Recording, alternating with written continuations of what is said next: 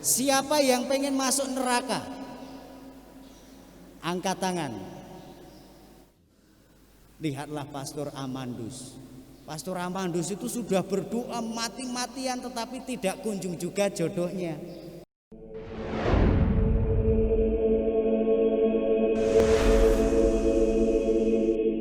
Yesus Kristus menurut Santo Matius.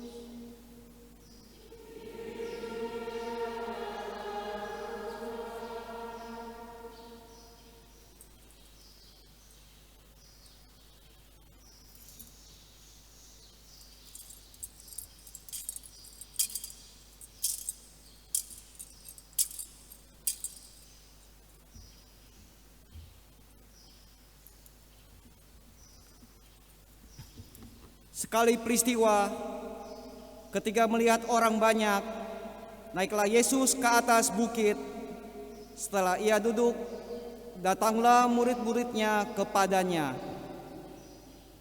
Lalu Yesus pun mulai berbicara dan mengajar mereka, katanya, "Berbahagialah orang yang miskin di hadapan Allah, karena merekalah yang punya kerajaan surga.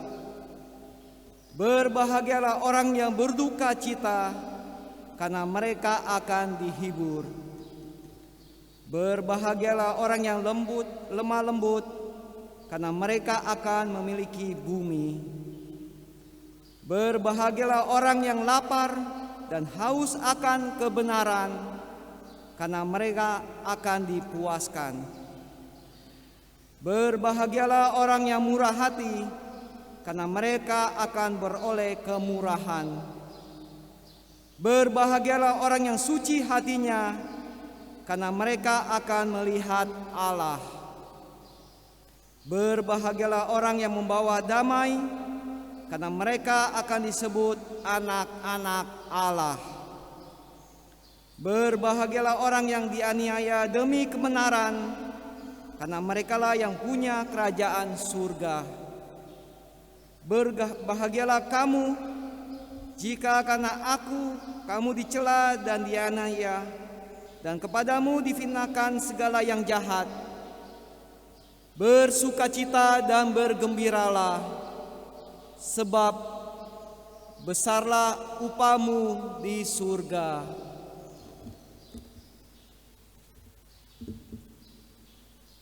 Demikianlah Injil Tuhan.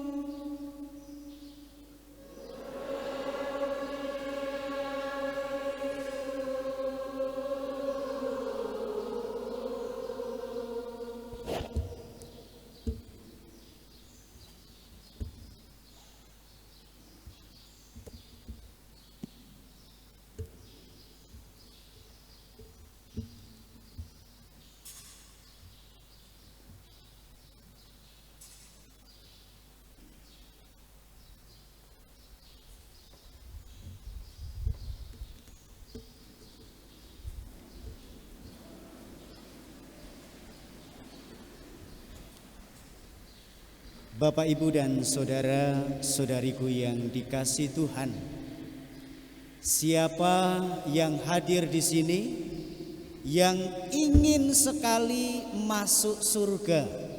Silahkan angkat tangan yang pengen sekali masuk surga.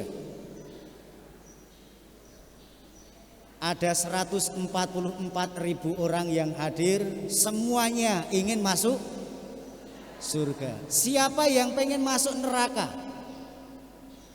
Angkat tangan. Semuanya pengen masuk surga. Dan kita bersyukur bahwa kita semua sudah dimeteraikan oleh Kristus. Jadi nama kita sudah tercatat di surga. Kita sudah punya tiket untuk masuk surga. Kita sudah terdaftar dalam kerajaan surga.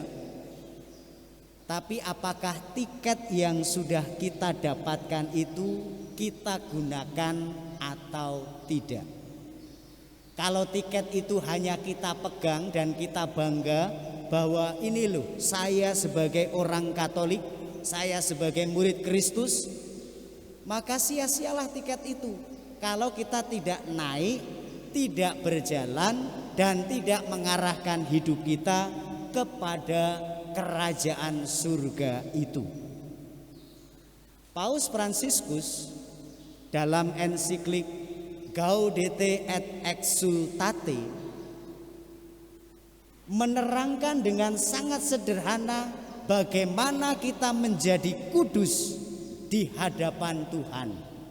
Paus hanya mengatakan, kalau kamu tidak menggosip, sedangkan orang-orang lain itu suka membicarakan kejelekan orang lain, dan kalau kamu mendengar dan pingin untuk ikut membicarakan yang jelek,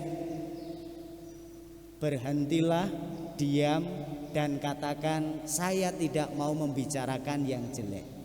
Itu sudah kekudusan. Sebagai ibu rumah tangga, bekerja dengan baik, melayani anak-anak, melayani suami, memberikan perhatian, memberikan kasih sayang kepada keluarga, itu juga sudah kekudusan. Sebagai bapak, kepala rumah tangga, bekerja dengan penuh sukacita, bekerja bagi kesejahteraan keluarga, dan dia menjadi panutan bagi keluarga, itu juga sudah kekudusan. Ternyata hidup kudus itu tidak harus jadi uskup, tidak harus jadi pastor, tidak harus jadi bruder, tidak harus jadi diakon. Ini tadi diakon Budi. Tidak harus jadi suster. Tidak. Dalam hidup kita, kita bisa meraih kekudusan. Kalau dalam gereja, tidak tahu Bapak Ibu apakah pernah dengar ada beberapa tingkatan seseorang bisa meraih santo. Mulai dari hamba Allah, servum Dei, naik tingkat lagi menjadi venerabilis, orang yang patut diteladani, naik lagi menjadi beato dengan proses beatifikasi, seperti yang baru-baru ini Carlo Acutis, seorang awam, seorang anak muda yang sungguh sangat mencintai Ekaristi karena hidupnya sungguh-sungguh ya sederhana, lalu hidupnya sungguh harian dia lakukan dengan sukacita. Dia menjadi orang kudus, yaitu menjadi beato. Naik lagi menjadi santo. Untuk santo ini harus melalui proses kanonisasi. Jadi untuk menjadi santo, menjadi beato, menjadi venerabilis atau menjadi hamba Allah, memang ada beberapa proses tingkatannya, dan itu hanya dilakukan oleh Vatikan. Tetapi bukan berarti kita semua tidak bisa menjadi kudus. Hari ini pada hari raya semua orang kudus, kita disadarkan bahwa kita mempunyai tujuan untuk yang utama dalam hidup kita, yaitu masuk ke dalam kerajaan surga. Itu sudah cukup. Tidak harus menjadi santo, tidak harus menjadi beato, tidak harus menjadi venerabilis.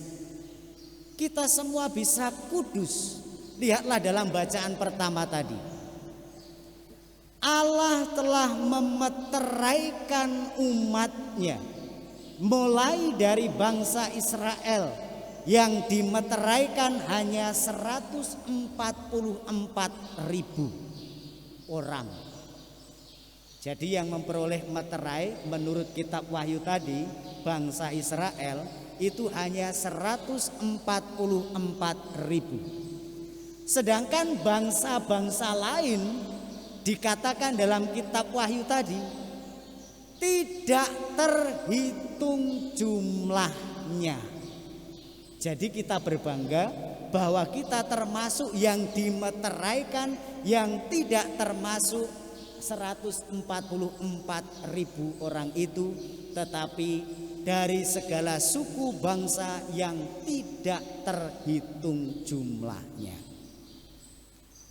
Maka meterai kita itu meterai yang kekal di dalam kehidupan ini.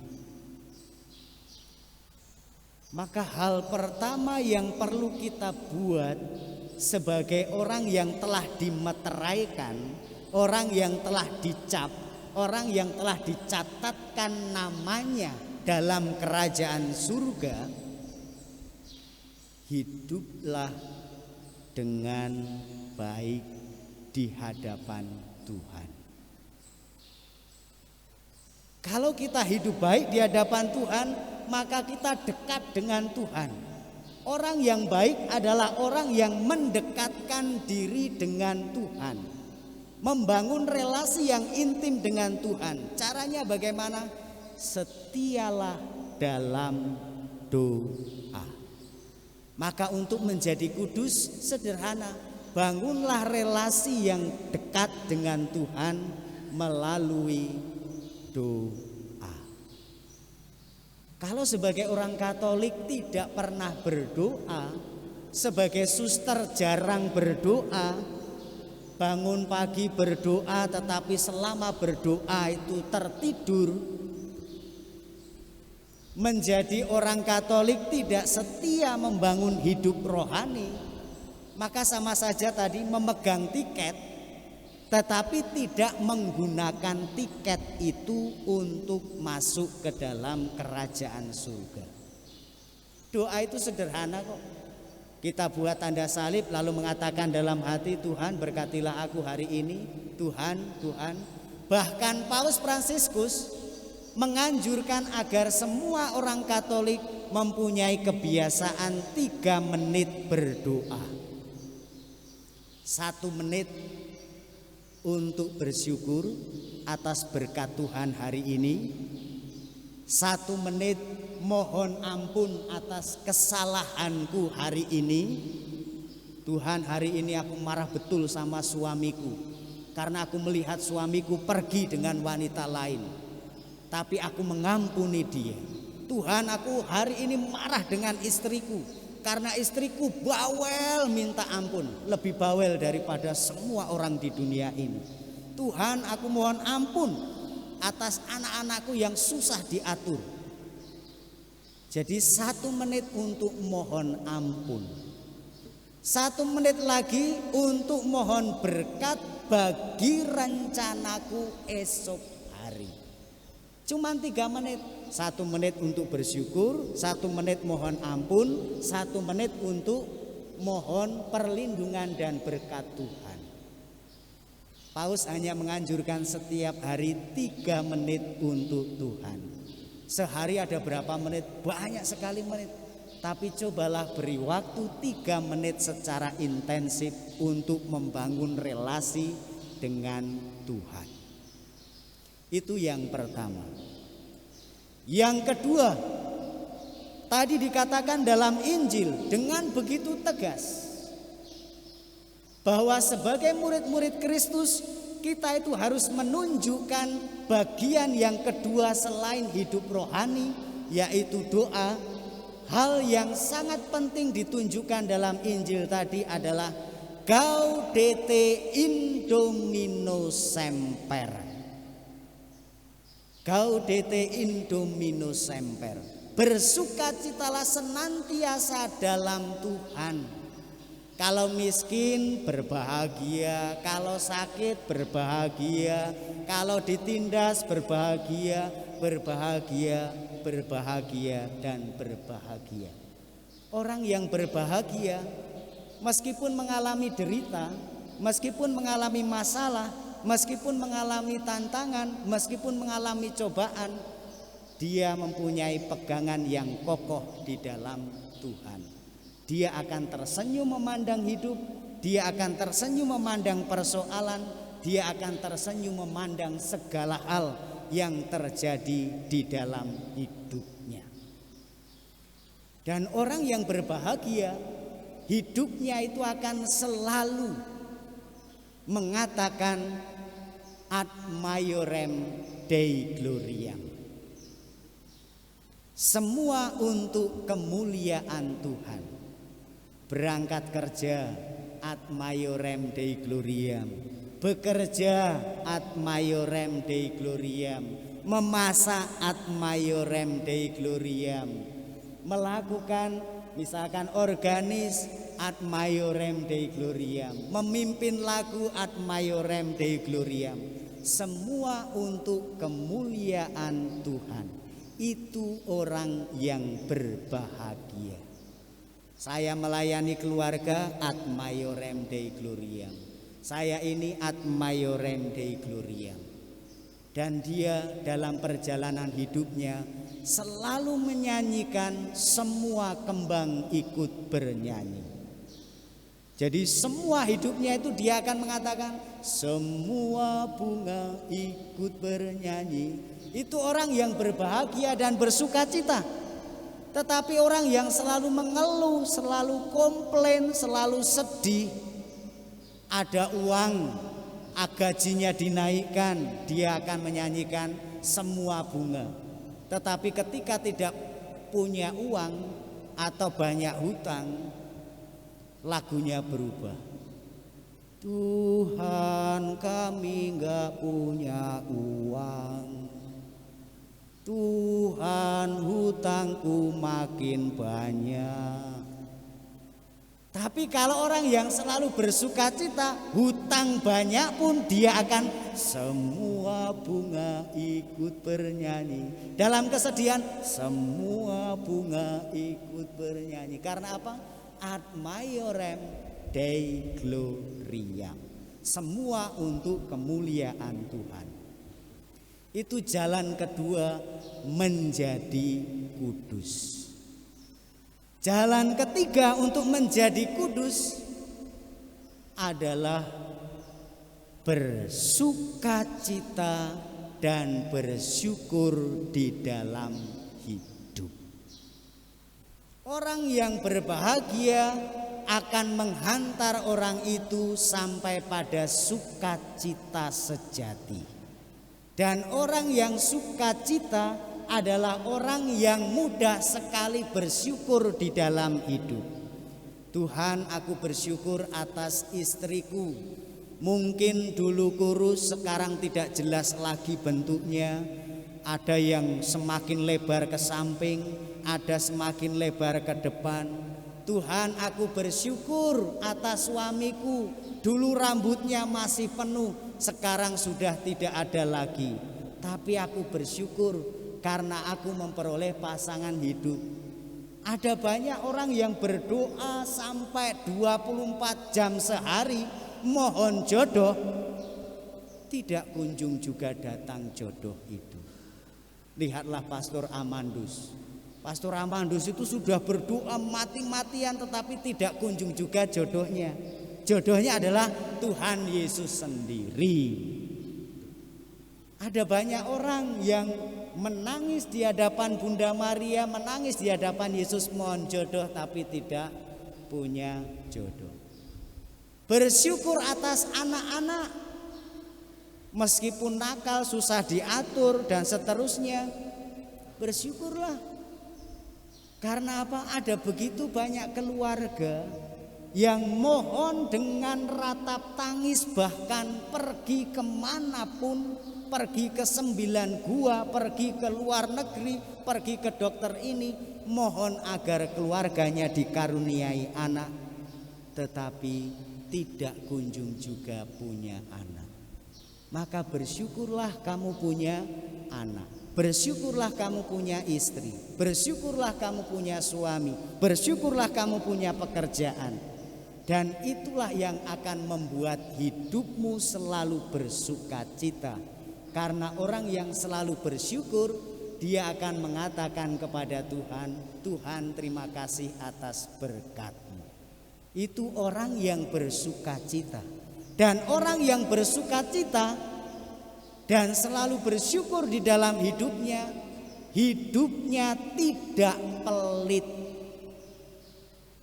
Dia akan mudah untuk berbagi, mudah untuk memberi, mudah untuk menolong, mudah untuk memperhatikan satu dengan yang lain. Itulah kekudusan. Orang yang selalu bersukacita dalam hidup, orang yang bersyukur di dalam hidup, dia akan mudah berbagi. Bukan hanya soal materi, tetapi soal perhatian, soal pertolongan, soal cinta, soal kasih, bahkan mendoakan satu dengan yang lain. Itu berbagi. Berbagi tidak harus selalu uang. Berbagi juga perhatian.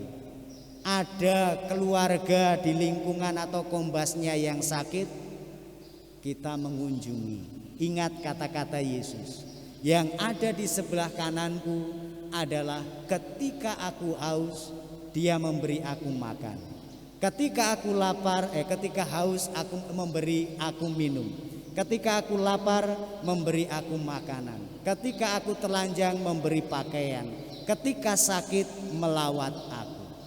Sedangkan orang yang di sebelah kiriku adalah ketika aku sakit, dia tidak melawat aku. Ketika lapar, dia tidak memberi makan kepadaku. Ketika telanjang, tidak memberi pakaian kepadaku. Maka di sini kita semua menjadi kudus, jangan pikir yang tinggi-tinggi, tetapi melalui keseharian, kesetiaan kita dalam doa, kegembiraan hidup di dalam keseharian, selalu mengatakan ad maiorem Dei gloriam, gaudete in Domino semper. Kita juga diundang untuk bersyukur, bersukacita, dan akhirnya mampu untuk berbagi. Tuhan memberkati.